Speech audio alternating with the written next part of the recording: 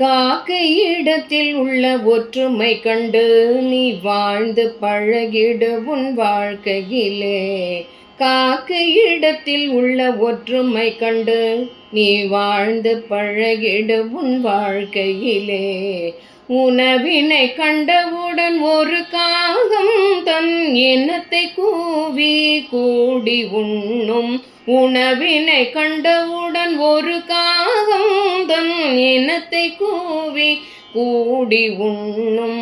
காக்கையிடத்தில் உள்ள ஒற்றுமை கண்டு நீ வாழ்ந்து பழகிடு உன் வாழ்க்கையிலே. ஒரு காகம் உயிரை துறந்து விட்டால் பிற காகம் அனைத்தும் கூடி வருந்தும்.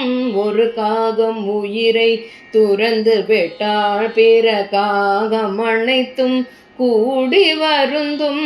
பறவையின் இப்பண்பை நாமும் கொண்டாள் வாழ்வில் வசந்தம் வீசச் செய்வோம். பறவையின் இப்பண்பை நாமும் கொண்டாள் வாழ்வில் வசந்தம் வீசச் செய்வோம். காக்கையோட கதையிலேருந்து நமக்கு என்ன தெரியுது?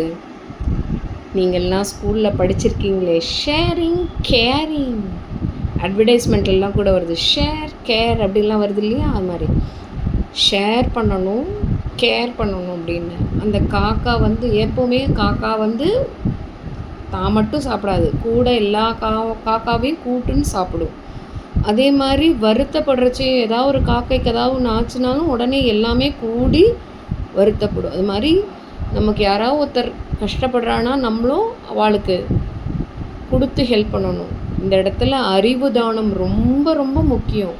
நீ இப்போ நிறைய குழந்தைகள் என்ன பண்ணுறதுன்னா, ஏதாவது ஒரு குழந்த லீவு போட்டது, அதுக்கு ரொம்ப எமர்ஜென்சி லீவு போட்டுடுத்து படிக்க முடியல அன்றைக்கி, அதுக்கு அந்த பாடம் அதுக்கு புரியலைன்னா மற்ற குழந்தைகள்லாம் ஷேர் பண்ணிக்க மாட்டேங்கிறது. சில குழந்தைகள் என்ன பண்ணுறதுன்னா, ஷேர் பண்ணுறதேன்னு சொல்லிட்டு எந்த குழந்தை ஸ்மார்ட்டாக கொடுக்குறதோ அந்த கொடுத்த குழந்தைக்கு ஏமாற்றிட்டு தானே வச்சுக்கிறது, அது வேறு விஷயம். சில குழந்தைகள் ஷேரே பண்ண மாட்டேங்கிறது. படிப்பு தானங்கிறது ரொம்ப முக்கியம். சாப்பாடு தானங்கிறத விட அறிவு தானங்கிறது ரொம்ப முக்கியமான ஒரு விஷயம். அதனால் நீங்கள் எல்லோரும் என்ன பண்ணுவீங்க, எல்லா விஷயமுமே தானம் பண்ணுறது விசேஷம்.